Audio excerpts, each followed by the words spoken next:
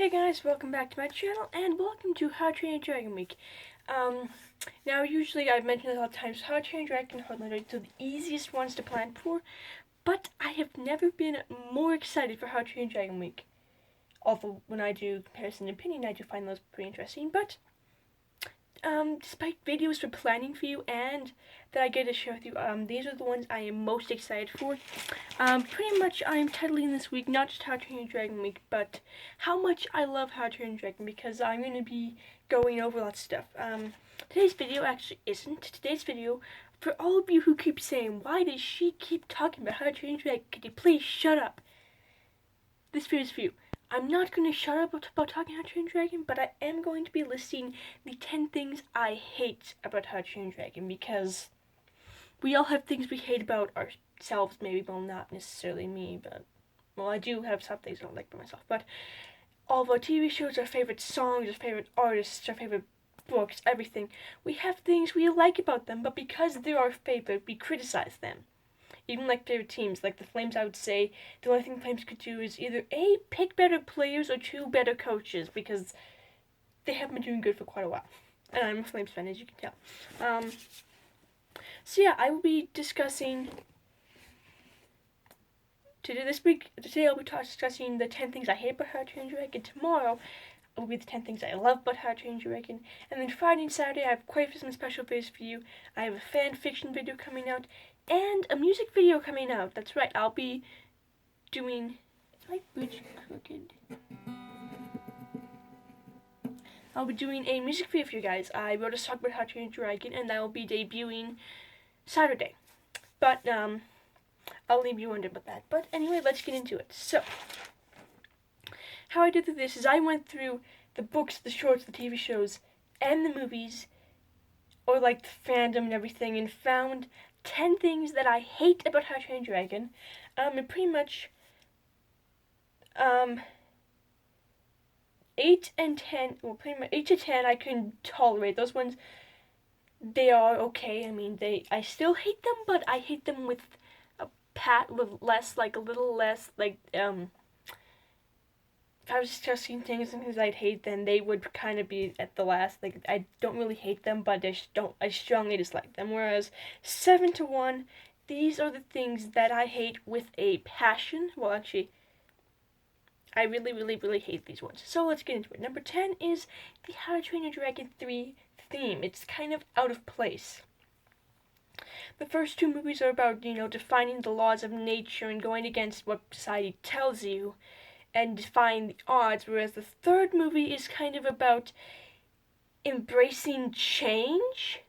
Now, of course, we do see change happen a lot in the How to Train Your Dragon franchise, but to make a whole movie about it kind of seems out of place.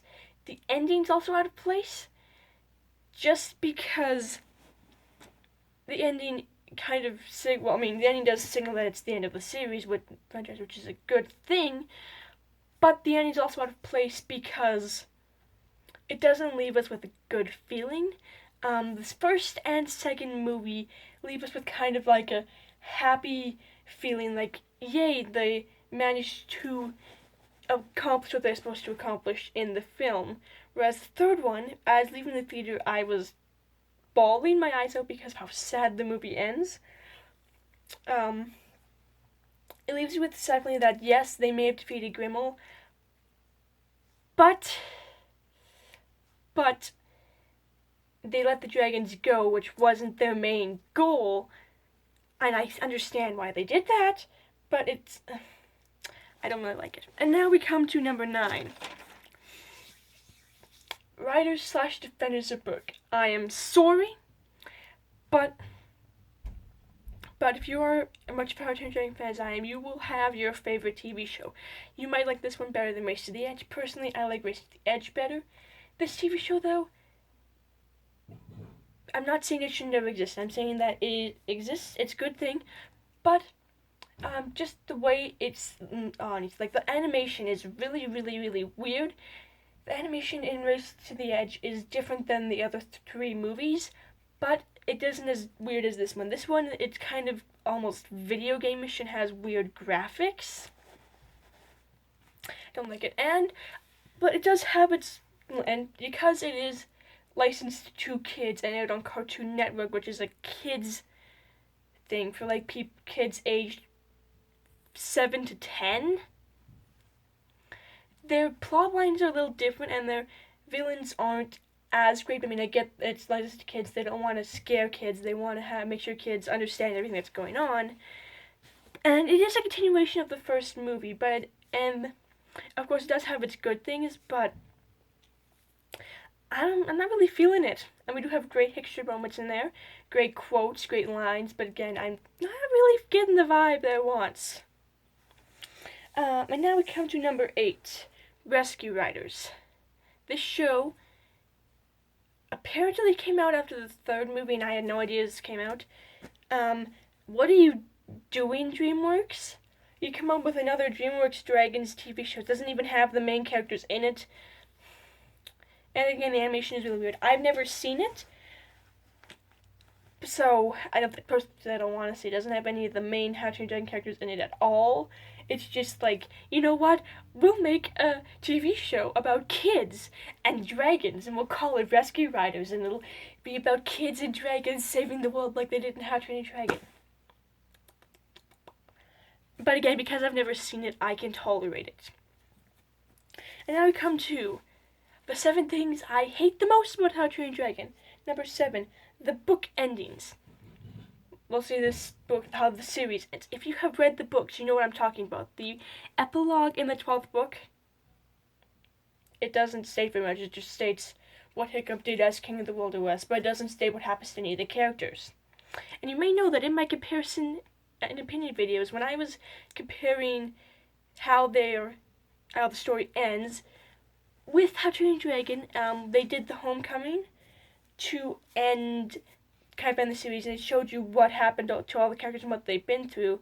Whereas the end of the 12th book, Hiccup gets crowned King of the Wilderness. Yay! He defeats Dragon Furious. Yay!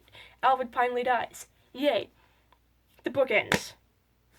And the epilogue mentions what happens to him, and sort of Toothless, but it doesn't mention what happens to the rest of the characters. They're just there. The book just ends. We don't know what happened to them. And I actually took the liberty of creating a fan fiction about this. You guys won't see that though till a much later video when I actually do finish it. But I hate it because it keeps you guessing what happened to the characters, and I mean, that's where the fan fiction stuff comes in, but Cressida Cowell could have done a better way of ending the books. Now we come to number 6. I did mention this last time. Homecoming. I hate this short. Now that again, I've only seen 3 shorts. I've seen Gift of the Night Fury, Legend of the Bone Napper, and this one. And personally, Homecoming didn't need to be there. Sure, it's a Christmas one, but still, it didn't need to be there. And plus, Valka and Eric aren't even in it, and those are 2 really good characters. They're not in it. Plus, who cares if Hiccup's kids hate dragons? Who cares? Saying that is in, like, lots of people care. But Homecoming didn't need to be there. The way they ended the 3rd movie was good. Of course, if they did a series that filled in those 9 years, that would make sense. The Homecoming, it doesn't even show what happened in those 9 years. It just showed, okay, it's been 9 years, and now it's Stoggltog. Here's what's going to happen. Doesn't need to be there. How to Train Your Dragon. Why? DreamWorks, again, I will say it, why? And now we come to number 5. And this one should have been number 1, but there is stuff I hate more than it, mostly because this one I have never known it to happen. Actually, I have, but not as much as I've known the other things. Book and movie confusion. There are differences between the book and the movie. Just because Snotlout is Hiccup's cousin in the books doesn't mean he is in the movies. Unless DreamWorks confirmed it, he isn't, which I don't think they did, so therefore he isn't. Of course, fan fiction, okay, because it's a fan fiction. Fan fiction, that's okay. But saying that Hiccup is Snotlout's cousin in the books, in the movies, and the TV shows, no, he is not, okay? Also, assuming that Hiccup and Kamikaze get married at the end of the books. No, he doesn't. He does mention that he doesn't marry, but he doesn't say who his wife is. Then again, fan fiction. There you go. But just stop, okay? Now, I'm not saying you do this. If you don't do this, that's okay. If you do this, stop, okay? It's this is pretty much a video about my pet peeves about How to Train a Dragon. Yay. um, Number 4, Mad Guts the Motorist. This guy is the villain in books in the 6th and 7th book of How to Train Your Dragon, and frankly, he doesn't really need to be there. They could have picked a better villain than Mad Guts. Maybe have Norbert return, although he's in the 7th book, or throw Alvin in the 6th book because he's in the 5th book, and then the 8th, but not the 6th and the 7th. So maybe throw him in the 6th or something. And especially since he has someone talk for him, it just doesn't really seem like a great idea.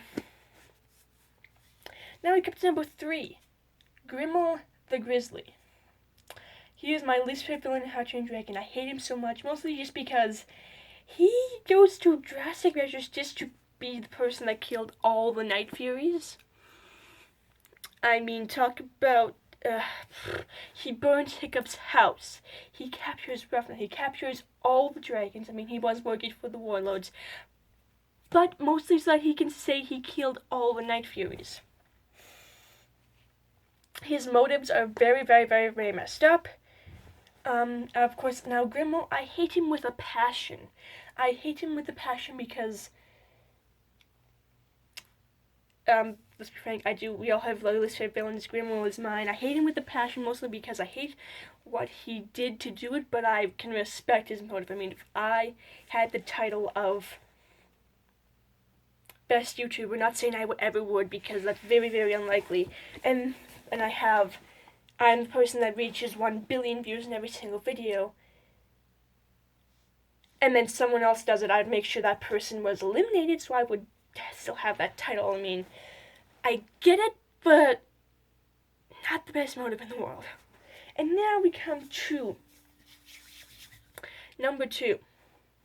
And this thing, some of you may hate me for this, some of you may not. Number 2 is Gobber is gay. I hate that. Should never have happened in a kids movie, but of course, Craig Ferguson does explain the reference behind this. Pretty much, they were ad-libbing, and Craig Ferguson added that line. Dane DeBlow liked it so much, he added it. And of course, this would have been okay if Dane DeBlow and Craig Ferguson hadn't confirmed that Gobber was gay. Of course, it does make for some adult humor, and when this movie came out, I was 9, so I didn't get it. Now I get it, and I hate it. And now, finally, number 1, the thing I hate the most about How to Train Your Dragon is that Alvin doesn't die. I'm not talking about Alvin from the TV shows, but I'm talking about Alvin the Treacherous from the books. He's in the 2nd book. In the 2nd book, spoilers, sorry, he gets swallowed by a dragon that strangles its victims to death. And when we see him again in the 3rd book, and we find out that he survived, but he lost his hair. And then in the 3rd book, he falls into a tank of shark worms, and by this point, he's lost his hair in his hand. We meet him again in the 5th book, in which he survived that, and lost an eye and a leg. This 5th book, he falls into a volcano, loses his nose. The 8th book, he falls into a fire, doesn't lose anything, but he gets lots of warts because he was living with his mother. He finally dies in the 12th book. This guy has too close for comfort moments that he should have died in. Now, of course, my sister and some people might like villains that never die. Okay, I mean, yeah. I'm watching MacGyver right now, and Murdoch hasn't been put in custody until the last episode I watched, so I could see that 1 or 2 times maybe, but 12? No, that's overdoing it a little too much. I hate it. Cassette Cal should have made him die maybe but then again, Alvin is a really, really good villain, and he kind of wouldn't be the same, the books wouldn't be the same without him, but I'm just saying, he should have died a lot sooner.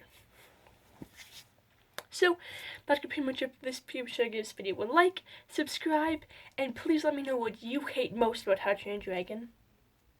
Or you don't have to, and be sure to stay tuned for tomorrow's video where I will explain the 10 things I love about How to Train Your Dragon. Right, see you.